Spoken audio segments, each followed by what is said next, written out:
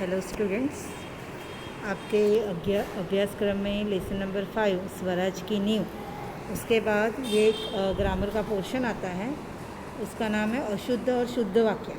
माने जहाँ जहाँ पे सेंटेंस में अगर कहीं पे गलतियाँ हैं तो वो सही तरह से कैसे आप लिख सकते हो और कैसी गलतियाँ हो सकती है, तो वो इस अशुद्ध और शुद्ध वाक्य में उसका इंक्लूड हम उसको कर सकते हैं। तो उसमें आपको बहुत सारे ऐसे एग्ज़ाम्पल दिए हैं जो आप पढ़ोगे तो आपको पता चल जाएगा। बहुत सारे एग्ज़ाम्पल हैं, तो आपको ये खुद पढ़ना है। आप पढ़ोगे तो आपको आएगा ही, बराबर। जैसे ये अन्वय संबंधी नियम है, उसमें ये देखो पेज नंबर 21 पे अन्वय संबंधी नियम है, मतलब जो अनुरूपता के अनुसार, बराबर। लड़की है तो उसको बुला ई नहीं आ सकता है। सपोज आप एग्जाम्पल देखो, गलत कौन सा है और सही कौन सा है। माँ ने लड़की को बुलाई तो बुलाई नहीं आएगा, लड़की है तो भी क्या आएगा, माँ ने लड़की को बुलाया। वैसे ही क्या आपने मीना को पहचानी, तो एग्जाम्पल में आपको सही में आप कैसे लिख सकते हो वो सेंटेंस कि जैसे कि आपने मीना को पहचाना। तो उसी तरह से बहुत सारे आपको एग्जाम्पल दिए गए हैं। जैसे यहाँ पे 6 नंबर में देखो कि क्लास में प्रत्येक लड़के उत्तीर्ण होंगे, तो प्रत्येक आया है तो लड़के नहीं आएंगे। एक ही वाक्य में दो जगह पे बहुवचन का उपयोग नहीं हो सकता। प्रत्येक है तो लड़का ही आएगा, बराबर। क्लास में प्रत्येक लड़का उत्तीर्ण होगा, या तो प्रत्येक आएगा या तो लड़के आएंगे, बराबर। उसी हिसाब से हर एक मजदूर अफसर से मिले, तो मिले में ये देखो बिंदु का कितना फ़र्क है वो बताया गया है। तो उसी तरह से हिंदी में तुम्हारी स्कूल नहीं आएगा, तुम्हारा, ये 7 नंबर में तुम्हारा स्कूल कहाँ है। तो उसी हिसाब से हर एक चीज़ आपको पढ़नी है, ये पूरा आपको पढ़ना है अच्छी तरह से, क्योंकि अगर एग्ज़ाम में आए तो आपको शुद्ध अशुद्ध वाक्यों की पहचान होनी चाहिए। तो ये आपको रीड करना है टोटली, पेज नंबर 20 से लेके पेज नंबर 20 से लेके 24 तक आपको रीड करना है अच्छी तरह से, एक एक चीज़, बराबर। मैं जानबूझ के आपको ज़्यादा बर्डन नहीं पड़े इसीलिए लिखने के लिए नहीं दे रही, क्योंकि मुझे लगता है कि आप ये पढ़ोगे तो आपके समझ में आ जाएगा, दैट्स वाई। तो आप रीड कर लेना। चलो, हमारा नेक्स्ट लेसन नंबर 6, हम उसके ऊपर आते हैं डायरेक्ट, जिसका शीर्षक है मेरी बीमारी श्यामा ने ली। अभी ये शीर्षक क्यों ऐसा है, मेरी बीमारी श्यामा ने ली? पहले तो ये बात कर ले कि इसके जो लेखक है वो है हरिवंश राय बच्चन। हरिवंश राय बच्चन, अभी बच्चन सर में पढ़ के आपको और भी किसी की याद आ सकती है, तो वो सही है। हरिवंश राय जी बच्चन जी जो है वो अमिताभ बच्चन जी के पिता है, और ऐसे भी नहीं पहचाने तो हिंदी साहित्य जगत में हरिवंश राय बच्चन जी का नाम बहुत बड़ा है। माने इतने वो लोकप्रिय थे, इतनी अच्छी अच्छी कविता, इतने अच्छे अच्छे लेख उन्होंने लिखे हैं कि जिसमें हिंदी साहित्य में उनका बहुत बड़ा योगदान है। तो ये जो श्यामा जो थे वो हरिवंश राय बच्चन जी के पहली पत्नी का नाम, और जब हरिवंश राय बच्चन बीमार हो गए थे, बहुत बीमार हो गए थे, तब श्यामा ने उनको मेंटली इमोशनली बहुत सपोर्ट किया, और उसी बीच उनकी सेवा करते करते हरिवंश राय जी की बीमारी की सेवा करते करते श्यामा बीमार हो गई खुद, और वो उनसे पहले चल बसी, उनकी पत्नी चल बसे। तो उसी का वर्णन यहाँ पे हरिवंश राय जी बच्चन जी ने किया हुआ है कि कैसे उनकी पत्नी कैसी थी, और थोड़े उनके संस्मरण, माने उनकी यादों का यहाँ पे समावेश किया गया है। तो स्टूडेंट्स, हम लोग ये ऊपर से तो हमने ये देख लिया कि क्या टेक्स्ट बुक में दिया गया है, क्यों ऐसा टाइटल दिया गया है। इन डिटेल जैसे जैसे हम लोग पढ़ेंगे ना वैसे आपको मैं समझाती जाऊंगी और तब आपको समझ में आएगा। हरिवंश राय बच्चन जिनका जन्म सन 1907 ईस्वी सन में और निधन सन 2003 ईस्वी सन में हुआ था। हिंदी साहित्य में हरिवंश राय बच्चन का नाम उनकी एकमात्र कृति से ही अमर हो गया। हालांकि विपुल मात्रा में साहित्य सर्जन किया है। छायावादोत्तर काल में कवियों में बच्चन एक विशिष्ट सर्जक रहे हैं। इलाहाबाद विश्वविद्यालय के अंग्रेजी के प्राध्यापक के रूप में तत्पश्चात दिल्ली में सरकारी सेवा आकाशवाणी और 2-1 अन्य स्थलों पर आपने सेवाएं दी। हमें पता है कि हरिवंश राय बच्चन जी इलाहाबाद के थे, तो वहाँ पे इलाहाबाद यूनिवर्सिटी है। विश्वविद्यालय माने क्या? यूनिवर्सिटी। वहाँ पे वो इंग्लिश के प्राध्यापक थे, प्रोफेसर, और उसके बाद उन्होंने दिल्ली में सरकारी सेवा करी, बराबर। आकाशवाणी में भी 2-1 अन्य स्थलों में भी उन्होंने सेवाएं दी हैं। भारत के एक विशिष्ट कवि के रूप में राष्ट्रपति जी ने उन्हें राज्यसभा का सदस्य मनोनीत किया था। एक भारत के एक विशिष्ट कवि है, इसीलिए उन्हें राज्यसभा में भी मनोनीत किया था, माने सम्मान मिला था। प्रारंभिक नौकरी पायोनियर प्रेस में की थी। शुरुआत में उन्होंने पायोनियर प्रेस में बराबर काम किया था। मधुशाला के कवि के रूप में बच्चन जी को इतनी शोहरत मिली कि उनकी मधुशाला का सभा सम्मेलनों में, कवि गोष्ठी आदि में होता है। लोग बड़ी संख्या में उमड़ते हैं। अभी ये एक टाइटल है मधुशाला पोयम का। वो टाइटल में जो पोयम उन्होंने लिखी है मधुशाला के ऊपर, वो बहुत अच्छी है। आपने कई बार जब कौन बनेगा करोड़पति आता है ना, तब श्री अमिताभ बच्चन जी भी बहुत बार अपने पिता की ये पोयम गा चुके हैं। अगर आपने सुना होगा तो वो सही में बहुत अच्छी है। तो उसकी भी बात करिए कि वो बहुत शोहरत पाई है उन्होंने ये पोयम से ही। कैम्ब्रिज यूनिवर्सिटी से जॉन पेटर्स नामक कवि के समग्र वाङ्मय पर आपने पीएचडी की है, बराबर। एक जॉन पेटर्स नामक कवि है, उनके जीवन के ऊपर इन्होंने पीएचडी की है। केंद्रीय मंत्रालय दिल्ली में आपने हिंदी विशेषज्ञ के रूप में अप्रतिम कार्य किया है।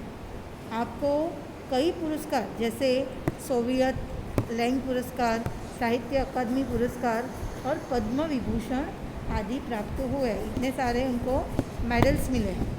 तीर पर कैसे रुकूं मैं आज, लहरों का निमंत्रण, इस पार प्रिय तुम हो, मधु है, उस पार न जाने क्या होगा, उस पार न जाने क्या होगा। ये दो जो काव्य की पंक्तियाँ हैं, ऐसी पंक्तियाँ आज भी लोगों की जुबान पर है। मधुशाला, निशा निमंत्रण, सप्तरांगिनी, मिलन यामिनी, आकुल अंतर और एकांत संगीत नामक इनके सुप्रसिद्ध काव्य संग्रह है। तो क्या भूलूं क्या याद करूं, बराबर। जिनमें से प्रस्तुत ये लेसन, मतलब ये वाला लेसन मेरी बीमारी श्यामा ने ले ली, वो किस में से लिया गया है? क्या भूलूं क्या याद करूं, वो वाली जो उनकी आत्मकथा है उसमें से लिया गया है, बराबर। क्या भूलूं क्या याद करूं उसमें से लिया गया। तो ये वाला याद रखना कि इसमें से, ये आत्मकथा में से उन्होंने ये लेसन लिया हुआ है, ये खास याद रखना है आपको। आत्मकथा किसे बोलते हैं? आत्मकथा माने जो एक मनुष्य है वो अपने जीवन के ऊपर कलात्मक रूप से अच्छे भावों को प्रकट करते हुए अपना जीवन की पूरा सार निचोड़ के लिखता है, उसे आत्मकथा कहते हैं। तो ये एक है क्या भूलूं क्या याद करूं, फिर है नीड़ का निर्माण, फिर बसेरे से दूर और 10 द्वार से सोपान तक शीर्षक के 4 खंडों में लिखी आपकी आत्मकथा है। मेरी बीमारी श्यामा ने ली आत्मकथांश है। आत्मकथांश ये यहाँ पे संधि है, आत्मकथा वत्ता अंश, मतलब आत्मकथा का एक भाग जो क्या भूलूं क्या याद करूं में से लिया गया है। मैंने आपको बोला ना कि ये जो मेरी बीमारी श्यामा ने ले ली, ये जो आपका लेसन है वो ये क्या भूलूं क्या याद करूं आत्मकथा में से लिया गया है, जो उनकी है आत्मकथा में से लिया गया है। बच्चन जी की प्रथम पत्नी का नाम श्यामा था। बच्चन जी की प्रथम पत्नी का नाम क्या था? श्यामा था। यहाँ पे जो देखो, उनकी जो पहली पत्नी थी उनका नाम था श्यामा। ठहर जाइए, मैं आपको बताती हूँ। उनकी प्रथम पत्नी का नाम श्यामा था, बराबर, जो सही अर्थ में आदर्श जीवन संगिनी थी, बराबर। श्यामा की बीमारी उसकी खुद की न होकर बच्चन जी की थी, जो सेवा करते करते ले ली गई थी। बच्चन जी का यह मंतव्य श्यामा की पति भक्ति, कर्तव्य परायणता और निष्ठा का प्रतीक है। प्रस्तुत आत्मकथांश में श्यामा की बीमारी का दर्दनाक और कारुण्य सभर निरूपण मिलता है। श्यामा कितनी बीमार थी और कैसे वो दुनिया से चल बसी, उसकी बात करी है यहाँ पे। तो दूसरी ओर कवि की भावुकता और संवेदनशीलता का प्रगटीकरण मिलता है। क्या भूलूं क्या याद करूं श्री हरिवंश राय बच्चन जी की आत्मकथा है। हिंदी के इस सुप्रसिद्ध कवि ने अपने संस्मरण बड़े ही रोचक ढंग से आलेखित किए हैं। कवि अपने जीवन की घटनाओं के साथ उस युग का चित्र भी देता है, बराबर। उस युग में क्या क्या होता था, लोग कैसे थे, उनका जीवन कैसा था, ऐसी भी बात करते हैं। प्रस्तुत अंश माने ये जो लेसन है वो क्या भूलूं क्या याद करूं में से लिया गया है। इसका यह शीर्षक मेरी बीमारी श्यामा ने ले ली विषय वस्तु का भी निर्देश करता है। मतलब आपको समझ में आता है कि क्यों ये टाइटल दिया गया, वो विषय वस्तु भी दिखाता है। चलिए हम आगे पढ़ेंगे। बीमारी को दुलारने वालों में न था। सच कहूँ तो मैं अपनी बीमारियों के प्रति प्रायः निर्भय था। क्या कह रहे हैं यहाँ पे कवि, सॉरी ये बच्चन जी लेखक हरिवंश राय जी, कि मैं अपनी बीमारी को दुलारने वाले, मतलब एकदम उसको संभाल के उसकी बहुत केयर करे, ऐसे वाला नहीं था। मैं अपने बीमारियों से निर्भय था। शायद मैंने गांधी जी के ही लेख में कहीं पे पढ़ा था कि बीमार होना अपराध है। मतलब वो कहते हैं कि मैंने गांधी जी के एक बुक में पढ़ा था कि हमें बीमार नहीं होना चाहिए, वो अपराध के समान है। हमें जो शरीर दिया है उसे हम स्वस्थ न रखें तो हम अपराधी तो है ही। मतलब हमें हमारा शरीर स्वस्थ तो रखना ही है। अभी आपको पता है कि अभी क्या कैसी बीमारी पूरे वर्ल्ड में फैली हुई है, तो हमें केयर तो करनी है, पर अगर कुछ बीमारी आ जाए तो उसे पकड़ के नहीं बैठना है, ऐसा यहाँ पे श्री हरिवंश राय जी कहते हैं। मैं इस तर्क को कुछ और आगे लेके गया हूँ। अपराधी को दंड देना चाहिए।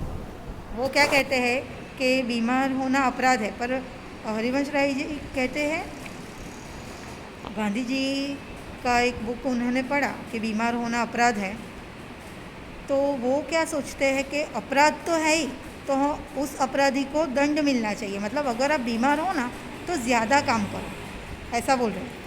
मुझे जब कभी छोटी मोटी बीमारी होती, जुकाम, बुखार, खांसी, सिर दर्द, तो मैं खाट पर ना लेटता और भी अपने से काम लेता। मुझे भरे बुखार में अपनी रात की ट्यूशनों पर जाना याद है। क्या बोलते हैं कि मुझे कुछ भी छोटी मोटी जुकाम, खांसी, सर्द ऐसा कुछ भी होता ना, तो मैं और भी काम करता था, मैं लेटा नहीं पड़ा रहता था। और मुझे आज भी याद है जब मेरे को एकदम तप के बुखार आए ना, तब भी मैं ट्यूशन लेने जाता था। बुखार की गर्मी और तेज़ी में मैं तो बहुत जोश से पढ़ा था। मजदूरी करके रोटी कमाने वालों को बीमार पड़ने का क्या अधिकार है। वो क्या कहते हैं कि एकदम तपा कर बुखार आए ना, तो उसमें मैं बहुत जोश से पढ़ाता था। क्यों? क्योंकि मैं मजदूरी करता हूँ, काम करता हूँ, रोज़ रोज़ कमा के खाने वाला हूँ, ऐसा बोलते हैं। तो हमें बीमार पड़ने का कोई अधिकार ही नहीं है। बीमारी अमीरों की हरमजदगी है, मतलब कमीनापन है। बीमार होने का अधिकार उनको है, हमें तो काम करना चाहिए, हमेशा कार्यरत रहना चाहिए। गरीबों को उसे अपने पीछे ना लगाना चाहिए। लिखने में तो ऊंचा बुखार मुझे सब तरह से सहायक प्रेरक और प्रोत्साहक लगता है। क्या बोलते हैं, जब भी मैं कोई लिखता हूँ ना, कोई भी मैं एक लेखक हूँ, तो मैं जब भी लिखने बैठता हूँ ना, तो जब भी मेरे को कुछ बीमारी हो या बुखार आए ना, तो मुझे वो ज़्यादा मेरे सहकार में काम में आता है।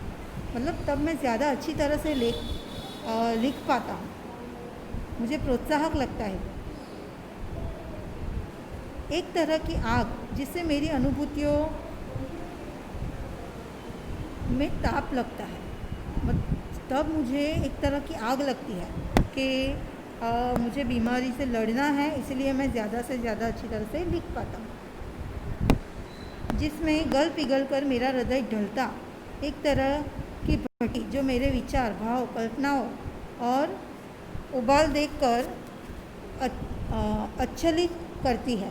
क्या बोलते हैं कि जब मैं बीमार होता हूँ तब मेरी फीलिंग्स और मेरी कल्पनाओं को ज़्यादा प्रोत्साहन मिलता है, मैं अच्छी तरह से लिख पाता हूँ। आगे देखिए, पर अगर मैं लिखना चाहता था तो बुखार मेरे लिए कोई बाधा नहीं बन सकता। मतलब अगर मैं कभी भी ऐसा सोचूं कि मैं बीमार हूँ और मैं नहीं लिख पाऊँगा, तो ऐसा हो नहीं सकता। मेरे लिए वो एक बाधा नहीं है, एक रुकावट नहीं है। हल्के बुखार में तो मेरे सब काम हस्म मामूल होते रहते हैं। मतलब कोई भी ऐसा काम नहीं है, ज़रा सा बुखार हो तो मैं कोई भी काम अच्छी तरह से कर पाता हूँ। कोई मेरा बदन छूकर कभी कहता था कि तुम्हें तो बुखार है, तो मैं पक से जवाब देता था कि हाँ बुखार है और मैं भी हूँ। शायद किपलिंग ने अपनी आत्मकथा में लिखा है कि कभी कभी उसे बुखार में भी काम करना पड़ता था, और जब वह बुखार में होता था तो और अच्छी कहानियाँ लिखता था। क्या कहते हैं कि कोई मेरा जब भी मेरे को बुखार हो और कोई मेरा बदन छूकर बोले कि तुम्हें तो बुखार है, तो हरिवंश राय जी क्या जवाब देते थे कि हाँ मेरे को बुखार है और मैं भी हूँ यहाँ पे। और फिर वो याद करते हैं ये जो लेखक है किपलिंग जो है वो अंग्रेज कथाकार है, साहित्यकार है। तो वो अपनी आत्मकथा में उन्होंने क्या लिखा है कि किपलिंग ने लिखा है कि जब जब मैं बीमार पड़ता हूँ, मुझे बुखार आता है, तब मुझे और भी काम करना अच्छा लगता है और मैं अच्छी कहानियाँ लिख पाता हूँ। बुखार में कम लिखने की मुझे याद नहीं, वह कैसा बन पड़ा इसका निर्णय मैं न देना चाहूँगा। प्रसंगवश मुझे याद आ गया कि अपनी दो चट्टाने की क्या बोलते हैं कि वो कैसे उनके साथ ऐसा हुआ कि वो बीमारी में अच्छी कहानियाँ लिख पाते थे। वो मेरे को नहीं पता है कि कैसे ऐसा हुआ है। फिर वो बोलते हैं कि प्रसंगवश मुझे याद आ गया, मतलब मैं ऐसे बातें कर रहा हूँ आपके साथ तो मुझे याद आ गया, इसलिए मैंने बता दी कि अपनी दो चट्टाने की सबसे बड़ी कविता है सात्रंग के नोबेल पुरस्कार ठुकरा देने पर, और दो चट्टान अथवा सिसिफस वरक्स हनुमान मैंने प्यूरीसी में पढ़े लिखी थी। उन्होंने क्या बोला कि मुझे उसके लिए नोबेल पुरस्कार मिलने वाला था दो चट्टानों पे, तो वो मैंने ठुकरा दिया। और दो चट्टान अथवा तो सिसिफस बरस हनुमान जब मैंने लिखी तब मेरे को प्यूरीसी हुई थी, माने लंग्स में पानी भर जाना। ये एक बीमारी का नाम है। समझ में आ रही है बात? ये जो है ना प्यूरीसी माने एक बीमारी का नाम है। उसमें क्या होता है, लंग्स में पानी भर जाता है। तो वो बोलते हैं उसमें मैं इतने बीमारी में पढ़े ये दो पोएम्स मैंने लिखी हुई थी। बहरहाल जब मैं अपनी जवानी पर था, बीमारी मुझे पराजित न करती थी। बहरहाल माने एनीवे, पर मैं जब यंग था तब मुझे बीमारी ज़रा भी हराती नहीं थी। पराजित न करना माने हराना नहीं, मैं ही अपनी जिद से बीमारी को पराजित कर देता था। मतलब मैं बीमारी को हराता था, बीमारी मुझे हरा नहीं पाती थी। बुखार सुखार आखिर कितने दिन चलता? विश्राम तिवारी कहा करते थे, मार के पीछे भूत भागे। मैंने अपने प्रयोग से सिद्ध किया था, काम के पीछे बुखार भागे। ये देखिए वो क्या कहते हैं कि मैं बीमारी को हराता था, बीमारी मेरे को नहीं हरा पाती थी। ये बुखार कितने दिन चलता है।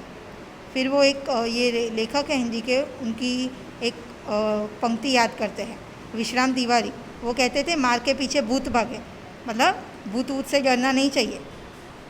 तब वो बोलते हैं कि मैंने क्या एक नया बनाया है कि काम के पीछे बुखार भागे, मतलब बुखार में ज़्यादा काम करो तो बुखार भी भाग जाता है। समझ में आ रही है बात? ओके, आगे देखिए। यह बुखार मामूली न था, इसका संबंध एक तूफान से था जो पिछले 9 महीनों से मुझे झकझोर रहा था। मतलब मुझे इस बार बुखार हुआ था ना, वो कोई मामूली बुखार नहीं था।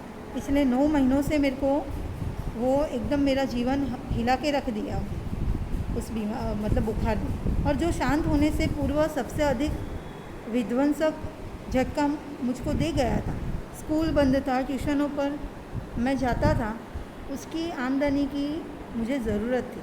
मतलब कभी कभी बोलते हैं ना कि कुछ बड़ा तूफान आने वाला होता है, उससे पहले शांति छा जाती है। तो ये कहते हैं हरिवंश राय जी कि मुझे भी ऐसा ही लग रहा था। स्कूल बंद हो गया था और जब ट्यूशन लेने में जाता था तो उससे जो मेरे को आमदनी मिलती थी उससे मेरा घर चलता था और उसकी मेरे को ज़रूरत भी थी। किताबों की बिक्री अभी नियमित नहीं थी, मतलब मैं जो लिखता था उससे ज़्यादा कमा नहीं पाता था। कर्ज सिर पर चढ़े थे। बुखार 10 दिन चला, 20 दिन चला, महीने भर चला, 2 महीने चला, जुलाई आ गया। अब बुखार के साथ ट्यूशन पर भी जाना न होता, दिन भर स्कूल में पढ़ना भी पड़ता। बुखार का नमूना ही वही, सुबह बिल्कुल नहीं, शाम को 101 102 के बीच, बराबर। बोलते हैं बुखार इतने टाइम पर चला, पहले 1 दिन, 2 दिन, 3 दिन, फिर महीना, 2 महीना, और फिर तो चलता ही गया। उतने में जुलाई महीना आ गया और फिर मेरे को स्कूल में भी जाना पड़ता और ट्यूशन में भी जाना पड़ता। और बुखार कैसा था कि सुबह नहीं आता था और शाम को 101 102 आ जाता। कमज़ोरी दिन ब दिन बढ़ती हुई थी। कभी कभी धीमी खांसी, दवा, शौकिया दवा बांटूँ, एक होम्योपैथी कर रहा था, बराबर। कभी कभी मैं दवाइयाँ लेता था, वो एक होम्योपैथिक दवा थी। कभी कभी सोचता क्या मुझे तपेदिक हो गया है। उनको ऐसा, ये बीमारी का नाम है अगेन तपेदिक, बराबर। सॉरी, ये जो तपेदिक है एक बीमारी का नाम है। तो वो ऐसे सोचते हैं कि मुझे क्या तपेदिक हो गया है। हो गया हो तो एलोपैथी का इलाज तो अपने बूते के बाहर है, मतलब मेरे बस में नहीं है। बूते के बाहर मतलब बस में ना हो। क्या उस समय मेरी जीवा पर सरस्वती बैठी थी जब मैंने कहा था कि श्यामा का बुखार मैं लेने जा रहा हूँ? बैठी हो तो कितना अच्छा है। मतलब कभी कभी ऐसे बोलते हैं कि ऐसा लगता है ना कि जो हम बोलते हैं वो सच हो जाता है। तो जब श्यामा एक बार बीमार हुई थी तब मैंने ऐसा बोला था कि श्यामा की बीमारी मैं लेने जा रहा हूँ। तब मेरे जीवा पे सरस्वती माता बैठ गई होगी। जीवा माने क्या? हमारी जीभ। मतलब वो बात सच हो गई, ऐसा कहने का उनका तात्पर्य है। क्या मैं बीमार हूँ इसलिए श्यामा स्वस्थ है, जिसने पिछले 6 वर्षों से इन महीनों में ज्वर मुक्ति नहीं जानी है? क्या बोलते हैं कि मैं बीमार हूँ और श्यामा स्वस्थ है, मतलब उसकी बीमारी शायद मैं उस दिन बोला इसलिए सच हो गई क्या? पर श्यामा को मेरी बीमारी भीतर ही भीतर खा रही थी। क्या बोलते हैं कि श्यामा को मेरी बीमारी भीतर ही भीतर, मैं जो बीमार था वो अंदर अंदर से कचोट रही थी। उसको ऐसा लग रहा था कि ये क्यों इतने बीमार पड़े हैं, क्या हुआ होगा इनको, तो अंदर ही अंदर कचोट रही थी। आगे देखते हम। हाँ, खा रही थी। उसने अपने इच्छा बल से जैसे अपने को स्वस्थ कर लिया था कि वह भी कभी मेरी चिंता न बन पाए। वो इतनी सक्षम और इतनी अड़ग हो गई थी कि वो खुद मुझको दिखाती नहीं थी कि मेरे को आपकी बहुत चिंता है। उसके अतिरिक्त मेरी बीमारी का शायद किसी को पता भी न था। मतलब मैं किसी को बताता ही नहीं था, सिर्फ श्यामा को पता था, क्योंकि सारे काम तो मैं सामान्य रूप से ही किए जाता था। गर्मी में तो सभी थोड़े बहुत दुबले हो ही जाते हैं। एक दिन उसने मुझसे कहा कि मैं डॉक्टर बी के मुखर्जी से अपनी परीक्षा कराऊं। मतलब श्यामा ने मेरे को कहा कि डॉक्टर बी के मुखर्जी हैं, उससे जांच करवा लीजिए आप, क्योंकि आप दिन ब दिन दुबले पतले होते जाते हैं।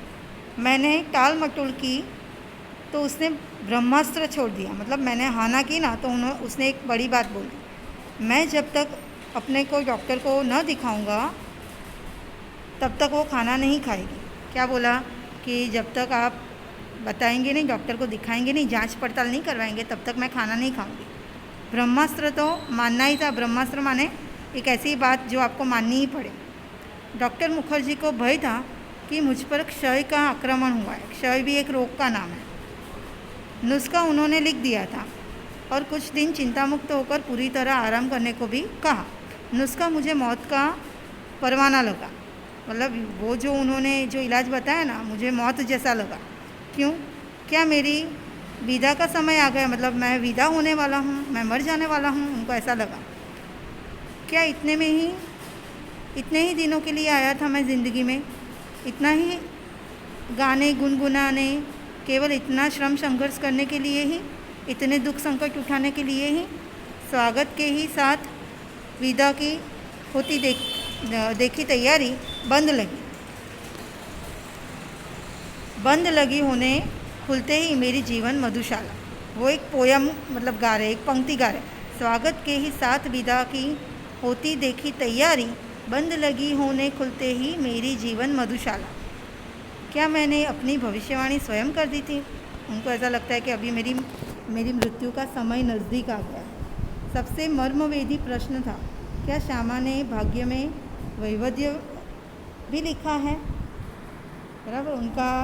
उनके मन में एक क्वेश्चन उठा था कि श्यामा जो है वो विधवा हो जाएगी, क्या मैं मर जाऊंगा? तो स्टूडेंट, यहाँ तक आज हम पढ़ाई करेंगे। मैं ऐसा चाहूँगी कि इस लेसन के ये जो शब्दार्थ है वो आप लिख के अच्छी तरह से लर्न करें। बस यही आपका होमवर्क है। Thank you so much.